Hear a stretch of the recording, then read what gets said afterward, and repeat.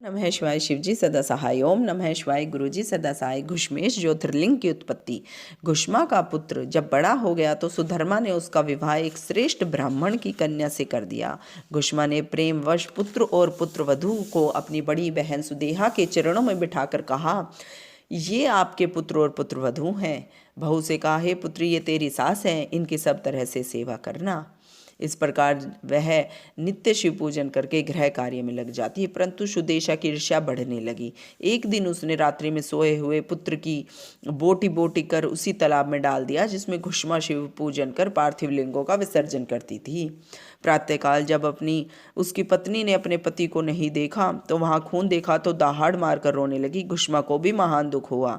सुदेहा भी बनावटी आंसू बहाने लगी। सुधर्मा घर पर आया, सभी को धैर्य बंधाते हुए बोला, आप शोक न करें, भगवान की ऐसी ही मर्जी होगी, इसमें हमारा कोई वश नहीं है। वह बोला, हे घुष्मे, तुम शिव पूजन बंद मत करो। इस तरह पति के समझाने पर पति की आज्ञा से तालाब पर शिव पूजन करने गई। पार्थिव शिवलिंग पूजन के बाद जब वह घर लौटने लगी तो उसने अपने पुत्र को किनारे खड़े देखा। वह बोला, हे माता, मैं आपके तप और शिव जी की कृपा से मर जाने के बाद भी जीवित हो गया हूँ। माता ने शिव जी की बार बार पूजा अर्चना की। तब भगवान शिव प्रसन्न होकर बोले, हे घुष्मे, मैं तेरे से बहुत प्रसन्न हूँ, तू मुझसे वर मांग। तेरा पुत्र सुदेहा ने मार डाला था, मैं अभी उसे दंड देता हूँ। इस पर घुष्मा हाथ जोड़कर शिव जी की स्तुति करते हुए बोली, हे स्वामी, आप मुझे यह वरदान प्रदान करें कि मेरी बड़ी बहन को अभय कर दें, परंतु मुझे इसका बुरा नहीं करना है।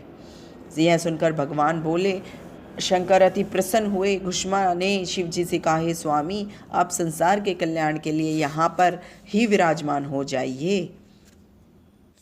शिव जी ने कहा, मेरे इस ज्योतिर्लिंग का नाम घुश्मेश लिंग होगा। यह तालाब ही मेरे लिंग का स्थान रहेगा। यह शिवालय के नाम से प्रसिद्ध होगा। दर्शनार्थी के सभी मनोरथ यहाँ पूर्ण होंगे। तभी वहाँ सुधर्मा भी आ गए। दोनों ने मिलकर शिव जी की 101 परिक्रमाएं की।